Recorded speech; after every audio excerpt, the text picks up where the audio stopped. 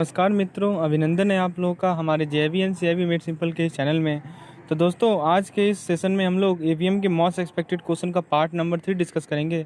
Basically मैंने part 1 और part 2 बनाया था, जिसका लिंक आपको डिस्क्रिप्शन में मिल जाएगा। और इस चैनल में क्विक रिवीजन सेशन का एक प्लेलिस्ट बना हुआ है, जिस पे आपको इस सेशन का आपको लिंक मिल जाएगा। दोस्तों, उस वीडियो को ज़रूर देखिएगा, क्योंकि उसमें जितने टाइप्स ऑफ क्वेश्चन हो सकते हैं वो मैंने कवर करने के प्रयास किए हैं। ठीक है, आपको एक तरह से रिवीजन भी हो जाएगा उस पार्टिकुलर सेशन के थ्रू। जैसा कि कल आप लोगों का परीक्षा है, तो दोस्तों कुछ महत्वपूर्ण बिंदुएं हैं जो कि मैं अपने पिछले साल के एक्सपीरियंस से आप लोगों को बताना चाहता हूं। तो फ्रेंड्स, वो पॉइंट्स मेरे लिए भी कारगर साबित हुआ था। मैं बहुत इफेक्टिवली मैंने अप्लाई किया था अपने एग्जामिनेशन में, और फर्स्ट अटेम्प्ट में ही क्लियर किया था इस CIV को। तो दोस्तों, मैं आप लोगों को वो पॉइंट शेयर करूंगा इसी वीडियो में, लेकिन उसको मैं बीच में शेयर करूंगा। तो शुरू से लेकर अंत तक सुनते रहिए लेक्चर मेरा, और जो क्वेश्चन हम लोग डिस्कस करेंगे सुनते रहिए। और मैं जो पॉइंट्स है वो मैं आपको लास्ट में बताऊँगा। ठीक है, किन बातों का आपको ध्यान रखना है, ताकि आपका निश्चित रूप से एटलीस्ट 50 मार्क्स तो सिक्योर हो ही जाए अपने AVM के एग्जामिनेशन में।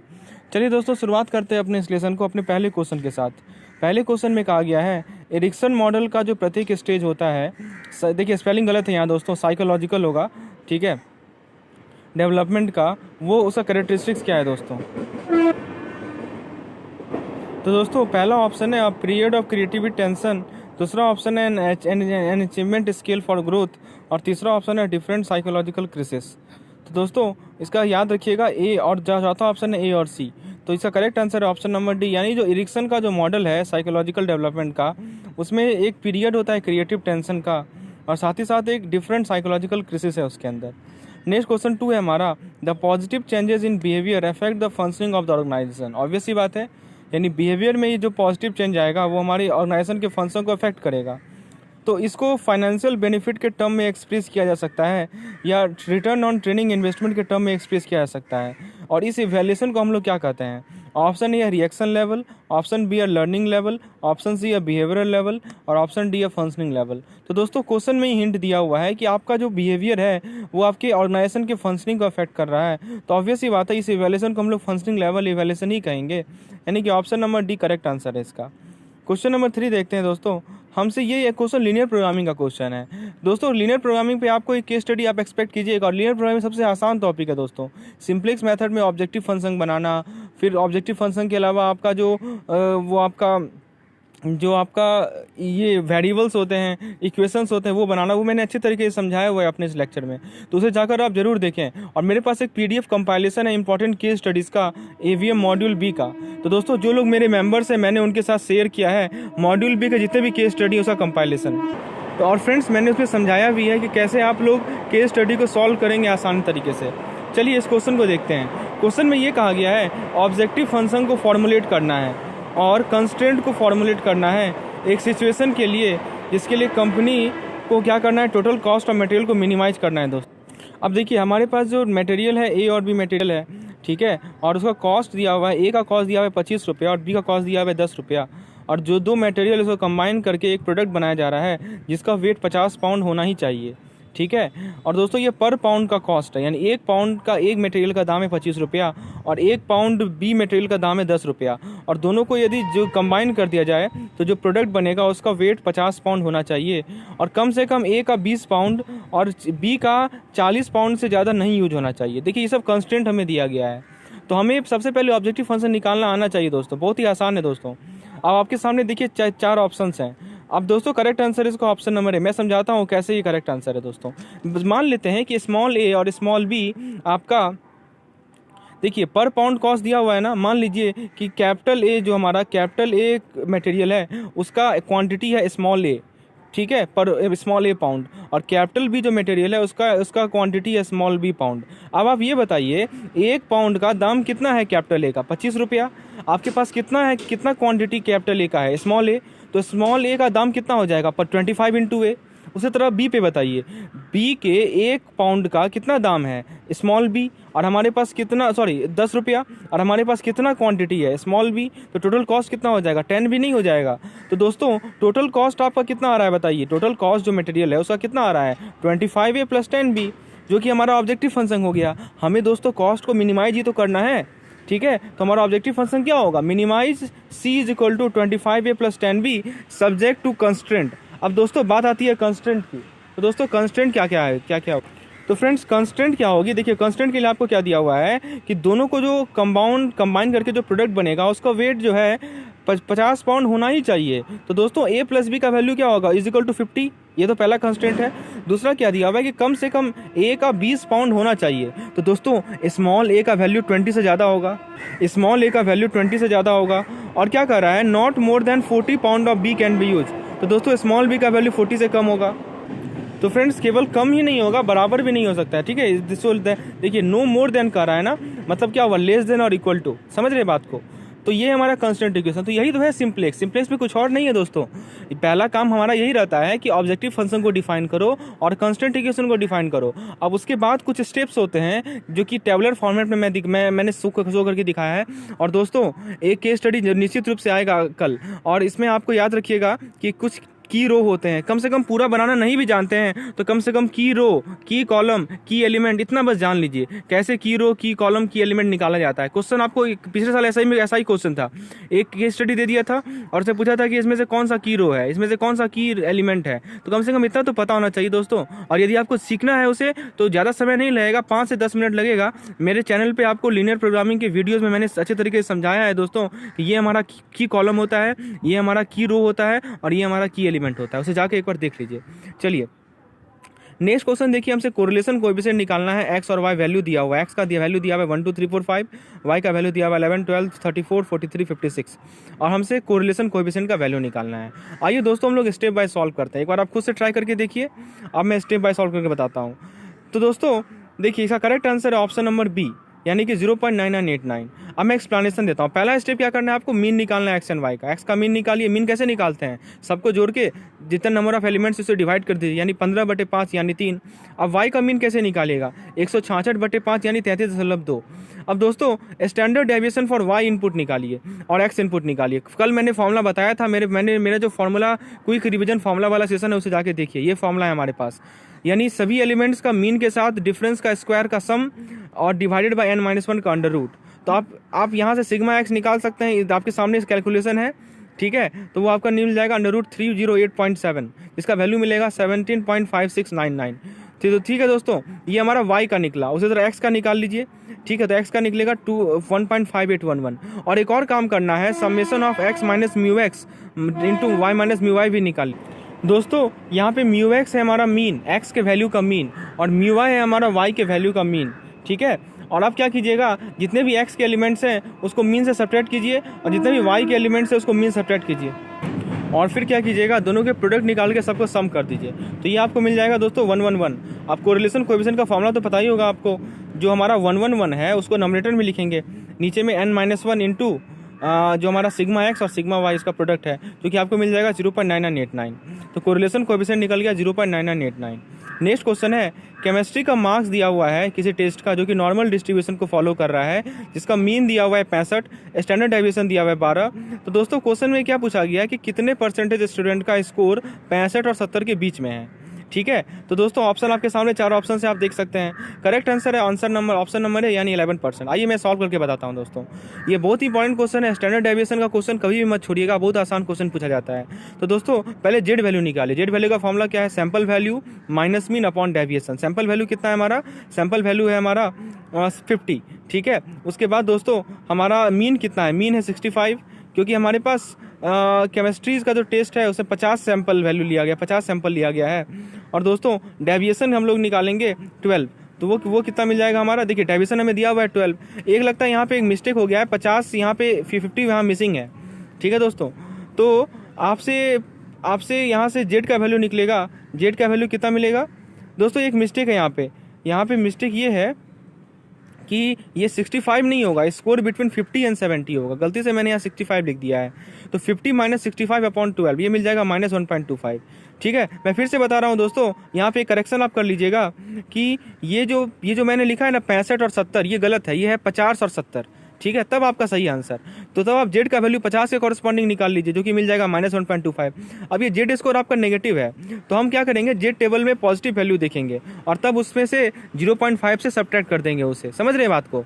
ठीक है। अब दोस्तों इसके लिए आपको चिंता बिल्कुल नहीं करना है, जेड टेबल आपको एग्जाम में क्वेश्चन में दिया जाएगा। तो दोस्तों ये जो जेड टेबल है उसका वैल्यू ही वो लोग दे देते हैं कि ये वैल्यू आपको यूज करना है। तो मान लीजिए कि जेड टेबल उन्होंने दिया तो नेगेटिव आ गया, तो क्या कीजिएगा आप, क्या कीजिए पॉजिटिव का वैल्यू निकाल लीजिए और उसको 0.5 से सब्ट्रैक्ट कर दीजिए, तो आपका नेगेटिव का वैल्यू भी आ जाएगा। तो दोस्तों जब आप टेबल को देखेंगे तो उसका वैल्यू आएगा 0.3944, लेकिन अब हमारा जो जेड वैल्यू है वो नेगेटिव है, तो हम क्या करेंगे निकालने के लिए 0.5 से उसे घटा देंगे, तो हमें मिल जाएगा 10.56 यानी अप्रॉक्सीमेटली 11%। ठीक है, तो दोस्तों हमारा 11% हमारा करेक्ट आंसर है। ओके, उसके बाद नेक्स्ट क्वेश्चन है हमारा, in a sampling every 10th number is picked up to be included in the sample, it is related to which other type of random sampling. एक सैम्पलिंग में हर एक 10वां element को हम लोग क्या कर रहे हैं, अपने सैंपल में इंक्लूड कर रहे हैं, तो वो किस तरह के रैंडम सैम्पलिंग को कहा जा रहा है? Simple random sampling, systematic random sampling, cluster random sampling और स्ट्रेटिफाइड रैंडम सैम्पलिंग। तो दोस्तों इस प्रकार के रैंडम सैम्पलिंग को हम लोग कहते हैं सिस्टमैटिक सैम्पलिंग। क्वेश्चन नंबर 7 में कहा गया है, it is said that IT and ITES led to boom in the service sector of Indian economy. ये कहा जाता है कि इन्फॉर्मेशन टेक्नोलॉजी और ITES ने हमारे सर्विस सेक्टर में बूम लाया था।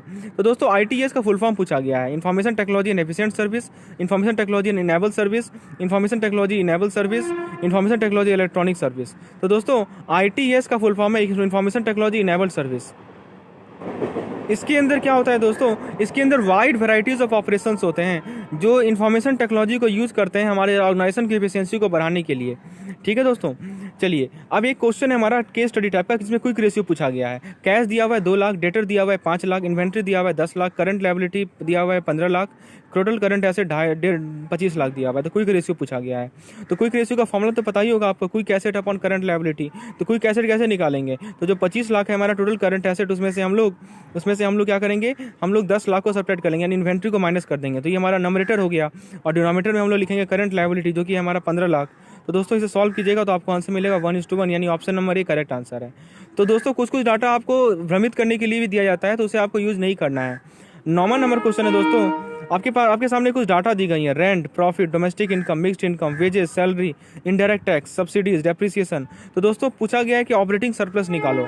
तो दोस्तों ऑपरेटिंग सरप्लस के सामने आपके सामने 4 ऑप्शंस हैं, इनमें से एक ऑप्शन ही करेक्ट है, आपसे बताना है कौन सा करेक्ट ऑप्शन है। दोस्तों ऑपरेटिंग सरप्लस का फॉर्मूला होता है domestic income minus wages and salary minus mixed income. तो दोस्तों डोमेस्टिक इनकम कितना है बताइए, डोमेस्टिक इनकम है 800, वेजेज एंड सैलरी कितना है 350 और मिक्स्ड इनकम कितना है हमारा 70। ठीक है, तो दोस्तों तीनों को कैलकुलेट कीजिएगा तो आपको आंसर मिलेगा 380। 10th नंबर क्वेश्चन में पूछा गया है, split brain psychology is closely related to ESB, which of the following is not control by left side of the brain. यानी हमारे ब्रेन का लेफ्ट साइड किसे कंट्रोल नहीं करता है, speech, emotion, reading and writing, sequential ordering. तो अभी तक तो याद हो गया होगा आपको लेफ्ट साइड और राइट साइड। तो याद रखिएगा इमोशन जो है वो हमारे लेफ्ट साइड कंट्रोल नहीं करता है दोस्तों। तो करेक्ट आंसर है ऑप्शन नंबर बी, यानी इमोशन। नेक्स्ट क्वेश्चन नंबर 11 है, हमें रेग्रेशन कोएफिशिएंट दे रखा है 0.8 एंड 0.6। तो दोस्तों हमें कोएफिशिएंट ऑफ कोरिलेशन पूछा गया है कितना होगा। ऑप्शन आपके सामने 4 ऑप्शंस हैं, इसका फॉर्मूला आपको पता होगा √BXY इंटू √BYX। तो क्या करना है 0.8 इंटू 0.6 निकाल लीजिए, उसका अंडर रूट कर लीजिए, तो आपको R का वैल्यू मिल जाएगा। तो फ्रेंड्स ये जो सेशन है इसे आप लोग क्विकली रिवाइज भी कर पा रहे हैं चीज़ों को और देख रहे हैं कि किस तरह का क्वेश्चन पूछा गया है पिछले सालों में और मैक्सिमम चांस है वो रिपीट होगा। 12th नंबर क्वेश्चन में पूछा गया है, यदि डिमांड कर्व जो है वो डाउनवर्ड स्लोप है, ऐसा क्या मतलब हुआ। पहला ऑप्शन, यदि प्राइस बढ़ेगा तो क्वांटिटी डिमांड बढ़ेगा। दूसरा ऑप्शन, यदि प्राइस बढ़ेगा तो क्वांटिटी डिमांड घटेगा। तीसरा ऑप्शन, यदि प्राइस घटेगा तो क्वांटिटी डिमांड घटेगा। और चौथा ऑप्शन, यदि प्राइस घटेगा तो क्वांटिटी डिमांड नहीं चेंज होगा। तो दोस्तों यहाँ पे देखिए, यहाँ पे ये क्वेश्चन बेसिकली ये है हमारा कि if there is shift in demand curve from left to right. समझिए बात को, ये ऊपर वाला क्वेश्चन तो बहुत सिंपल है, उसका आप आंसर खुद दीजिए। क्वेश्चन ये है हमारा कि यदि डिमांड कर्व में शिफ्ट होता है लेफ्ट से राइट में without changing in demand curve, there will be without changing in supply curve होना चाहिए दोस्तों। यहाँ पे गलती से यहाँ पे डिमांड की जगह सप्लाई होगा। यदि मान लीजिए डिमांड कर्व हमारा लेफ्ट टू राइट शिफ्ट हो रहा है, ठीक है, तो बिना सप्लाई कर्व को चेंज हुए, तो ऑप्शन ए कर रहा है there will be no change in price, option B कर रहा है the price will increase, option C कर रहा है price will decrease, option D कर रहा है प्राइस कैन इंक्रीज और डिक्रीज। दोस्तों याद होगा जिन लोगों ने पिछले साल एग्जाम दिया होगा, सेम पैटर्न पे एक केस स्टडी पूछा गया था money supply and demand topic से। तो शिफ्ट इन डिमांड और शिफ्ट इन सप्लाई का कंसेप्ट अच्छे तरीके से देख के जाइएगा। मेरे इस चैनल पे मैंने एक केस स्टडी बनाया था डिमांड सप्लाई एंड कर्व का, उसको मैंने अच्छी तरीके से समझाया था शिफ्ट को कैसे डील करना है दोस्तों, उसे एक बार जरूर देख लीजिएगा, क्योंकि एक केस स्टडी आप मिस कर देंगे यदि आप उस कंसेप्ट को नहीं समझेंगे। तो सामने क्वेश्चन है हमारा, तो क्या कर रहा है कि यदि डिमांड कर्व हमारा शिफ्ट हो गया लेफ्ट राइट में विदाउट चेंजिंग सप्लाई कर्व, दोस्तों डिमांड कर्व गलती से लिखा गया है, सप्लाई कर्व होगा यहाँ। तो अब देखिए मैं समझाता हूँ, करेक्ट आंसर है ऑप्शन नंबर बी, यानी प्राइस बढ़ेगा। देखिए डिमांड जो है वो किधर शिफ्ट हो रहा है, राइट में शिफ्ट हो रहा है, ठीक है। आखिर दोस्तों डिमांड जो राइट में शिफ्ट हो रहा है तो वो इक्विलिब्रियम को तो अचीव करेगा ना, तो इक्विलिब्रियम को अचीव करने के लिए क्या होगा बताइए, सप्लाई भी मूव करेगा किसी पॉइंट पे, समझ रहे हैं बात को। इक्विलिब्रियम जो है वो तो अचीव करना ही करना है, तो डिमांड हमारा शिफ्ट कर गया तो सप्लाई भी तो अकॉर्डिंगली मूव करेगा, ठीक है। तो दोस्तों तब तक वो उस पॉइंट तक जाएगा जब तक एग्रीगेट सप्लाई और एग्रीगेट डिमांड बराबर नहीं हो जाए, और इसके कारण प्राइस क्या होगा हमारा, बढ़ेगा। समझ रहे बात को। ऐसा तो होगा नहीं प्राइस पे कोई चेंज नहीं पड़ेगा, प्राइस तो हमारा बढ़ेगा ही बढ़ेगा। तो याद रखिएगा प्राइस विल इंक्रीज। अब देखिए दोस्तों एक केस स्टडी हमारा, कंजम्पशन दे रखा है, ग्रॉस इन्वेस्टमेंट दे रखा है, गवर्नमेंट स्पेंडिंग दे रखा है, export import, indirect tax, subsidies, compensation of employees, properties income, total capital gain from overseas investment, income earn by foreign national domestically, ये सब दिया हुआ है। तो पहला पूछा गया है जीडीपी निकालो। तो दोस्तों जीडीपी का फॉर्मूला तो पता ही होगा आप लोगों को, एक बार डाटा का आप स्क्रीनशॉट ले लीजिए ताकि आसान रहेगा आपको सॉल्व करने में दोस्तों, ठीक है। तो जीडीपी का फॉर्मूला क्या होता है बताइए, C+I+G+X-M, जो हमारा एक्सपेंडिचर मेथड है उसके थ्रू। तो दोस्तों वैल्यू को पुट कीजिए, आपको आंसर मिल जाएगा 1,46,000 रुपया। उसके बाद जीडीपी एट फैक्टर कॉस्ट पूछा गया है। तो जीडीपी एट फैक्टर कॉस्ट का फॉर्मूला है GDP minus indirect tax minus subsidy. तो अभी तक आप लोगों ने मेरा वो लेसन तो देख ही लिया होगा, जैसे मैंने एक ट्रिक समझाया था इसे याद करने का। तो दोस्तों सॉल्व करिएगा तो आपको आंसर मिलेगा 1,39,000। इसके बाद जीएनपी पूछा गया है। तो जीएनपी का फॉर्मूला होता है जीडीपी प्लस एनआर। तो एनआर क्या होता है, total capital gain from overseas investment minus income earn by foreign national domestically. तो दोस्तों जीडीपी कितना निकला था बताइए, जीडीपी हम लोगों ने निकाला था 1,46,000, और उसमें से क्या सब्ट्रैक्ट, उसमें क्या जोड़ेंगे, उसमें ओवरसीज इन्वेस्टमेंट से कितना कैपिटल गेन हो रहा है, तो 18,000 की 1,80,000 क्या है, ये हमारा 18,000 दिया हुआ है, ठीक है दोस्तों, 18,000 और माइनस 8,000 हो जाएगा, ठीक है। तो हमारा जीएनपी मिल जाएगा हमें 1,56,000, ठीक है दोस्तों। इसके बाद जो नेक्स्ट क्वेश्चन है हमारा, उसमें देखिए क्या पूछा गया है कि यदि 40 में से 6 स्टूडेंट ने ग्रेजुएट स्कूल जाने का प्लान किया तो क्या एस्टिमेटेड। अब देखिए ये जो क्वेश्चन है वो बायनोमियल प्रोबेबिलिटी पे बेस्ड है। मैंने बोला था ना कि बायनोमियल प्रोबेबिलिटी पे क्वेश्चन पूछा जाता है। अब मैं आपको इस क्वेश्चन के थ्रू चीज़ें आप लोगों को बता देता हूँ। तो दोस्तों 40 स्टूडेंट में से 6 स्टूडेंट ने ग्रेजुएट स्कूल जाने का प्लान किया, तो आपसे पूछा गया है कि एस्टिमेटेड प्रोबेबिलिटी बताइए उन स्टूडेंट्स का जो ग्रेजुएट स्कूल जाना चाहते हैं, प्रोपोर्शन बताइए। आपके सामने 4 ऑप्शंस हैं। तो दोस्तों बहुत ही सिंपल है, एक्चुअली ये प्रोबेबिलिटी का क्वेश्चन है। प्रोबेबिलिटी का फॉर्मूला क्या होता है बताइए, favourable outcome by total outcome. तो फेवरेबल आउटकम हमारा कितना है 6, टोटल आउटकम कितना है 40, तो 6/40 कितना हो जाएगा 0.15। तो दोस्तों करेक्ट आंसर है ऑप्शन नंबर बी। दूसरा 17 नंबर क्वेश्चन है, आपसे standard error of this estimate पूछा गया है, यानी ये जो एस्टिमेट है उसका स्टैंडर्ड एरर कितना होगा। आपके सामने 4 ऑप्शंस हैं दोस्तों, इस फॉर्मूले को नोट कर लीजिए। अभी तक यदि नहीं नोट किया है तो नोट कर लीजिए दोस्तों। ये हमारा जो बायनोमियल प्रोबेबिलिटी डिस्ट्रीब्यूशन है उस पर बेस्ड क्वेश्चन है। 2 तरह के डिस्ट्रीब्यूशन होते हैं, नॉर्मल डिस्ट्रीब्यूशन और भी बहुत तरह के होते हैं, लेकिन हमारे सिलेबस में एक नॉर्मल डिस्ट्रीब्यूशन है और एक हमारा बायनोमियल बायनोमियल डिस्ट्रीब्यूशन है। तो ये जो कंसेप्ट है ये बायनोमियल डिस्ट्रीब्यूशन का है। तो दोस्तों याद रखिए square root of P times 1 - p divided by n, ये फॉर्मूला है हमारा एस्टिमेटेड स्टैंडर्ड एरर निकालने का। p क्या है, p है प्रोबेबिलिटी ऑफ सक्सेस। दोस्तों P है हमारा प्रोबेबिलिटी ऑफ सक्सेस, 1 - p है प्रोबेबिलिटी ऑफ फेलियर। तो दोस्तों P तो हम लोगों ने निकाला है ना अभी ऊपर, कितना है 0.15। तो P की जगह 0.15 पुट कर दीजिए। N की जगह क्या पुट कीजिएगा बताइए, तो N है नंबर ऑफ सैंपल स्पेस। कितने सैंपल स्पेस है हमारे, 40 सैंपल साइज है। तो 40 सैंपल साइज है तो N की जगह आपको 40 पुट करना है। तो पुट कीजिए, आपको आंसर मिल जाएगा। आपको आंसर मिलेगा कितना बताइए, आपको आंसर मिलेगा सिग्मा x का वैल्यू मिलेगा 0.0565। अब देखिए 18 नंबर क्वेश्चन में है, अब स्टैंडर्ड डेविएशन पूछ दिया। तो पहले क्वेश्चन में स्टैंडर्ड एरर पूछा, अब पॉपुलेशन का स्टैंडर्ड डेविएशन पूछ दिया दोस्तों। तो दोस्तों इस फॉर्मूला नोट कर लीजिए, पॉपुलेशन बायनोमियल का स्टैंडर्ड डेविएशन का फॉर्मूला है √of NPQ। ये सब फॉर्मूला बेस्ड क्वेश्चन रहेगा, आपको फॉर्मूला पता होना चाहिए कि स्टैंडर्ड डेविएशन का फॉर्मूला क्या होता है, √/NPQ। इसे नोट कर लीजिए। N की जगह 40 पुट कीजिए, P की जगह 0.15 पुट कीजिए, और Q की जगह दोस्तों क्यू की जगह आप 0.85 पुट कीजिए, आपको आंसर मिलेगा 2.26। अब दोस्तों 90 नंबर क्वेश्चन है, 90% कॉन्फिडेंस इंटरवल आपसे पूछा गया है। तो दोस्तों आपको यहाँ पे देखिए ये जो 3 पॉइंट है इसे नोट कर लीजिए, दिमाग में छाप लीजिए, याद रखिए दोस्तों। यदि 99% हमारा जेड वैल्यू है तो 2.58 हमारा, यदि 99% प्रोबेबिलिटी परसेंटेज है हमारा, तो जेड जो है देखिए समझिए, यदि 99% कॉन्फिडेंस है तो जेड का वैल्यू 2.58 लेते हैं, यदि 95% है तो 1.96 लेते हैं, और यदि 90% है तो 1.645 लेते हैं। तो दोस्तों हमसे कितना का पूछा गया है, 90% का पूछा गया है, तो उसका फॉर्मूला क्या होगा, P प्लस माइनस 1. सिग्मा, देखिए फॉर्मूला क्या है, Z plus minus sigma into X bar, यही तो है।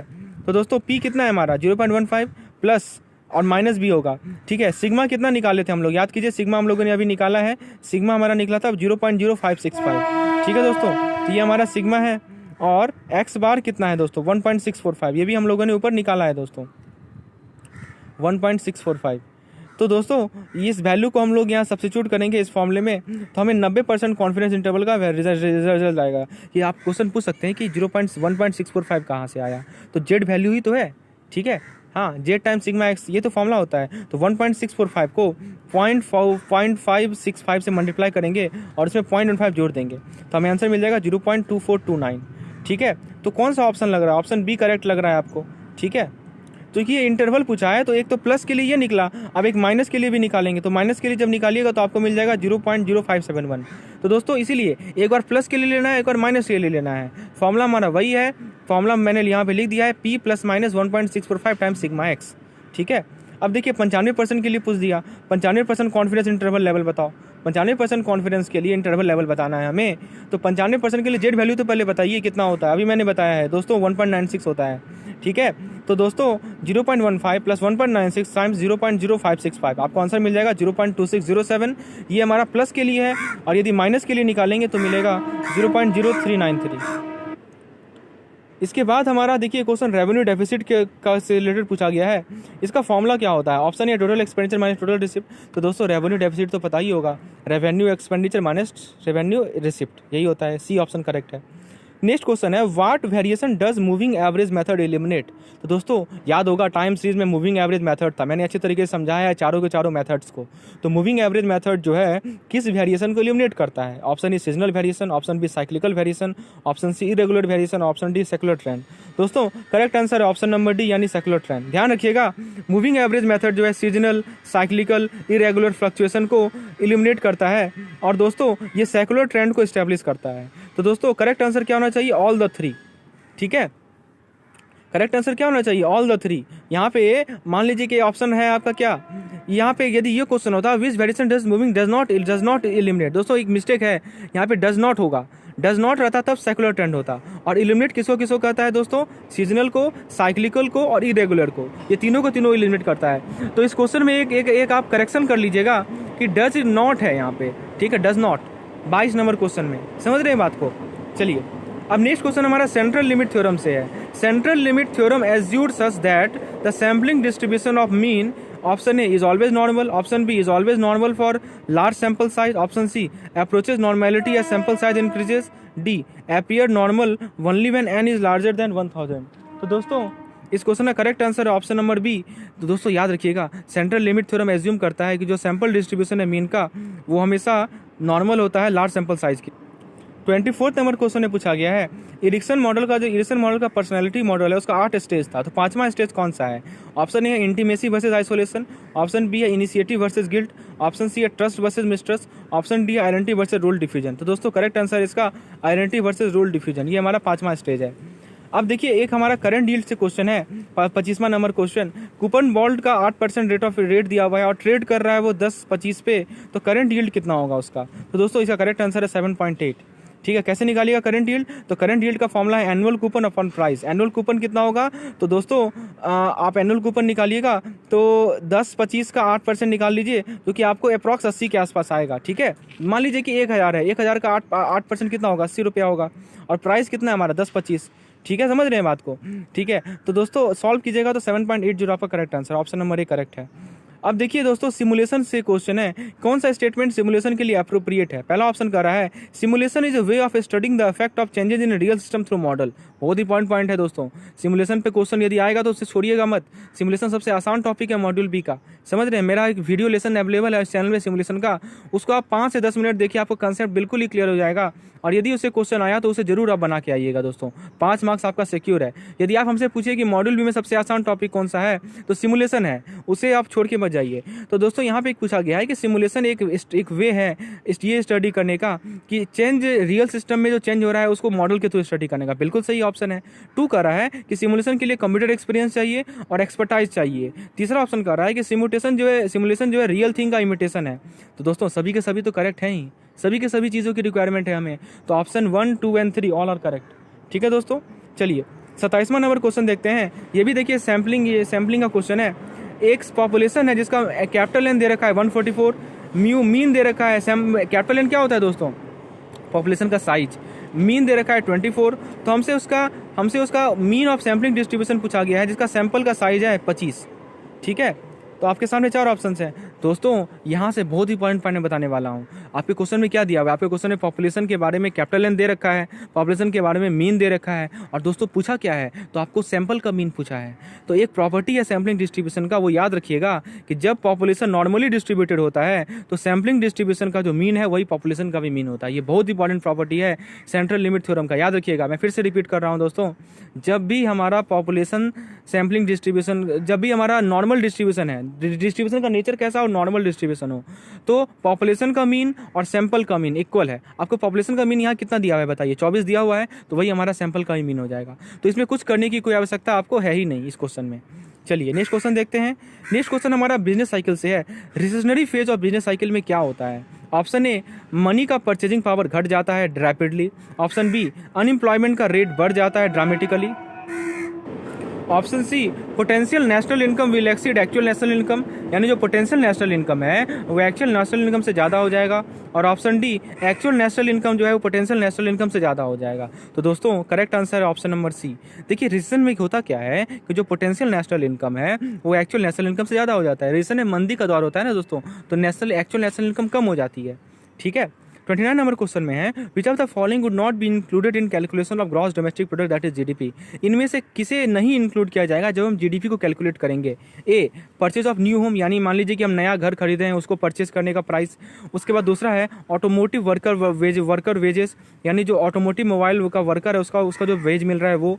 आई डॉक्टर का फी। और चौथा है purchase of common stock. Correct answer है ऑप्शन नंबर डी।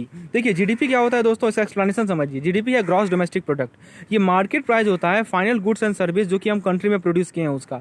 तो जो कॉमन स्टॉक है वो ना ही गुड है और ना ही सर्विस है, क्योंकि बस है क्या वो, तो वो ऑनरशिप है, इंटरेस्ट है किसी कंपनी का, इसलिए उसे हम लोग जीडीपी में इंक्लूड नहीं करते हैं। ठीक है, नेक्स्ट क्वेश्चन है, which of the following is not a danger sign about the direction of business of the borrower. Borrower के बिजनेस से रिलेटेड जो दिशा है उसका ये डेंजर साइन इनमें से कौन सा नहीं है? दोस्तों नहीं वाले को ध्यान से पढ़िएगा, हड़बड़ाने की आवश्यकता बिल्कुल नहीं है, आपके पास पर्याप्त समय रहेगा। आप क्वेश्चन को ध्यान से पढ़िए, नहीं पूछा है कि हाँ पूछा है। ऑप्शन ए है development of LC, invocation of bank guarantee. Option B है demand for higher limit. Option C है delays in submission of stock and receivable statement. Option D है रिटर्न ऑफ चेकआउट बिल। तो दोस्तों correct answer है इसका option number B, यानी demand for higher limit. ठीक है दोस्तों, 31st नंबर क्वेश्चन में पूछा गया है, adjusting one with team expectation and norms come under which stage of group formation and group behaviour. दोस्तों ग्रुप फॉर्मेशन और ग्रुप बिहेवियर के कौन से स्टेज में खुद को टीम के एक्सपेक्टेशन के साथ एडजस्ट करना, वो किस स्टेज में आता है? पहला है फॉर्मिंग, दूसरा है स्टॉर्मिंग, तीसरा है नॉर्मिंग, चौथा है कन्फॉर्मिंग। तो दोस्तों आपके बगल में ही लिखा हुआ है, फॉर्मिंग का मतलब अवेयरनेस होता है, स्टॉर्मिंग का मतलब कॉन्फ्लिक्ट होता है। ये आपको लिख के नहीं देगा, ये मैंने लिखा है दोस्तों, ताकि आप लोग रिवीजन भी कर लें। नॉर्मिंग का मतलब कॉपरेशन होता है और कन्फॉर्मिंग का मतलब एडजस्टमेंट होता है। तो साफ साफ तो लिखा है कन्फॉर्मिंग मतलब एडजस्टमेंट, तो करेक्ट आंसर है ऑप्शन नंबर डी। दोस्तों इसके बाद जो हमारा नेक्स्ट क्वेश्चन है इसमें कहा गया है, which of the following is not non plan expenditure. इनमें से कौन सा नॉन प्लान एक्सपेंडिचर नहीं है? A defence, B loan to foreign government, C grant to foreign government and D none of this. तो दोस्तों correct answer option number D. याद रखिए ए और सी जो है हमारा डिफेंस और ग्रांट टू फॉरेन गवर्नमेंट ये हमारा प्लान रेवेन्यू एक्सपेंडिचर है। ठीक है, और जो हमारा बी है यानी लोन टू फॉरेन गवर्नमेंट ये हमारा नॉन प्लान कैपिटल एक्सपेंडिचर है। ठीक है, नेक्स्ट क्वेश्चन है 33 number question, which of the following is not related with factor of production. इनमें से कौन सा फैक्टर ऑफ प्रोडक्शन से रिलेटेड नहीं है? A land, B capital, C raw material, D labour. दोस्तों करेक्ट आंसर है इसका बी कैपिटल। याद रखिएगा, sorry raw material, sorry C option correct है।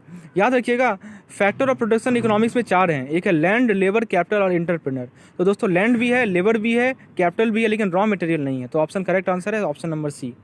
दोस्तों जीडीपी के बारे में कौन सा स्टेटमेंट करेक्ट है? ऑप्शन है ये है कि करंट प्राइस पे जो जीडीपी है उसे रियल जीडीपी कहते हैं, बेस प्राइस पे जो जीडीपी है उसे रियल जीडीपी कहते हैं।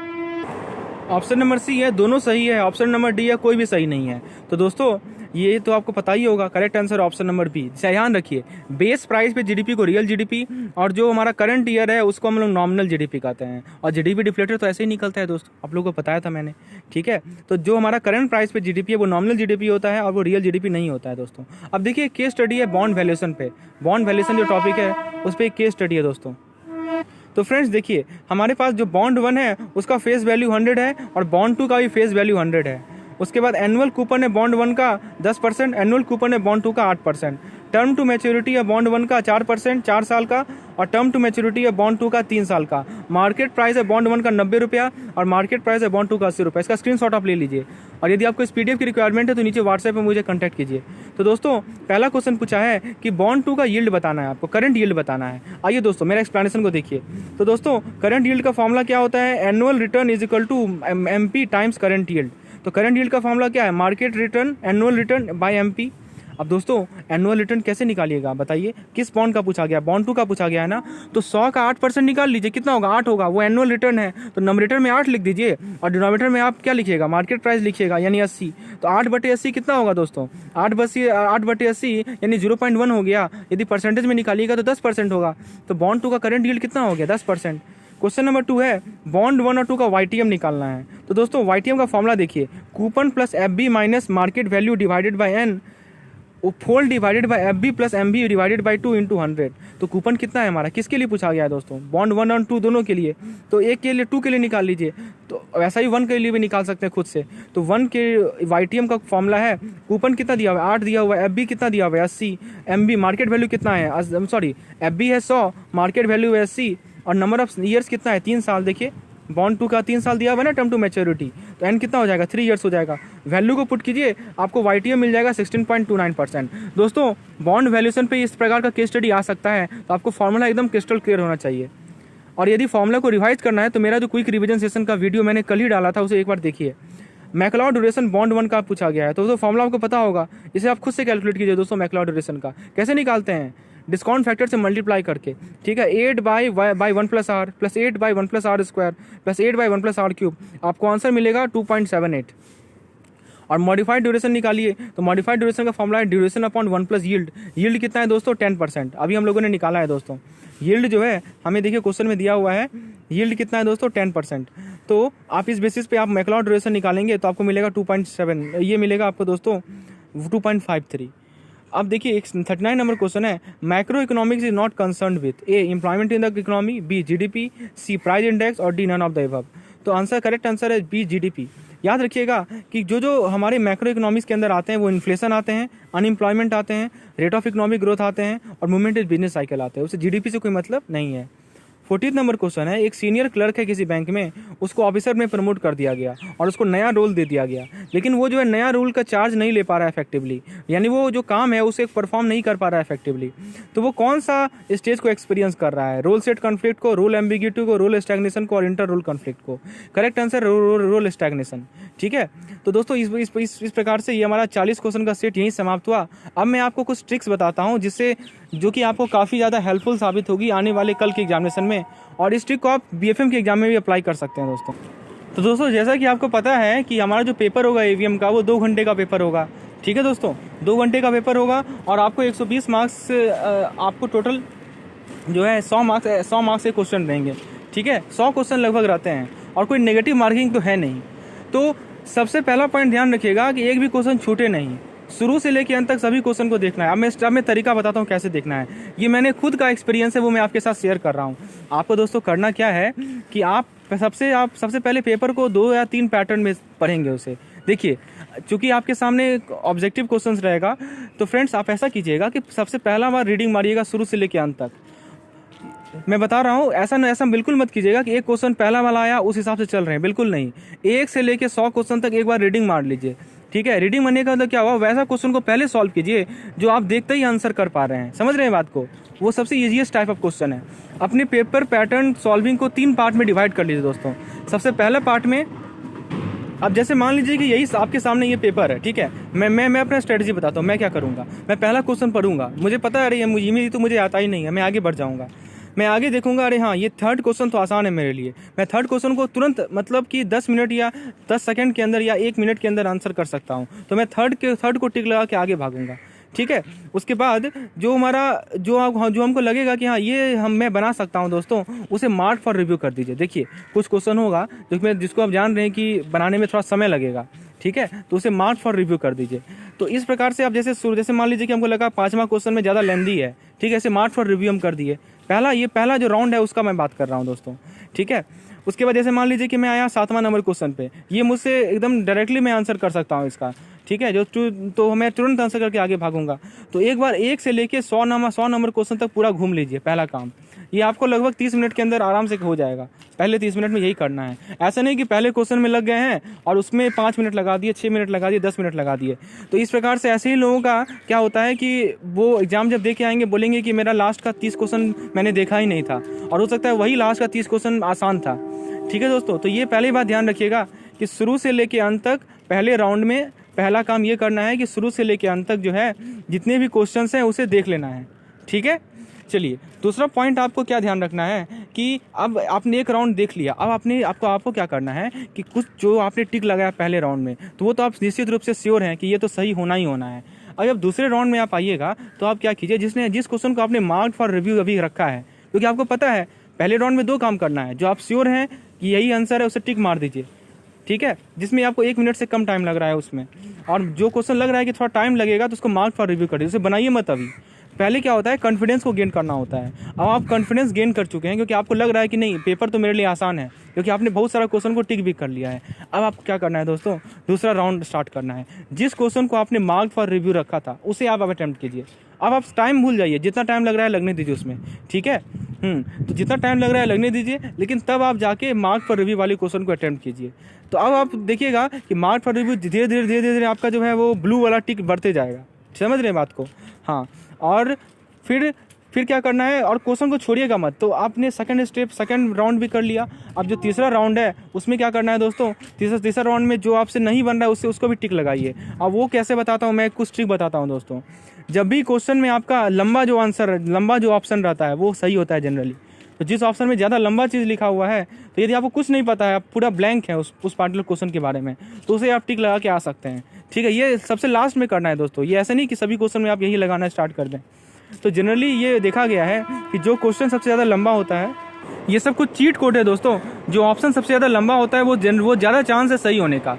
दूसरा चीट कोड क्या है कि जैसे मान लीजिए कि ऑल ऑफ द अबव वाला जो ऑप्शन है वो ज़्यादा टाइम सही होता है। तो यदि देखिए नेगेटिव मार्किंग तो है नहीं, जब नेगेटिव मार्किंग नहीं है तो टिक लगाना ही आपको, ऐसा एक भी क्वेश्चन छोड़ना नहीं है।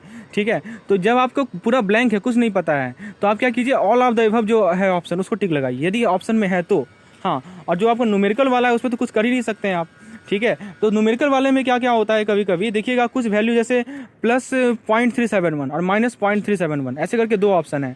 तो याद रखिए आंसर वही दोनों में से एक है, क्योंकि वो जो क्वेश्चन सेटर है वो आपसे वो देखना चाह रहा है कि आप प्लस को मारते हैं या माइनस को मारते हैं।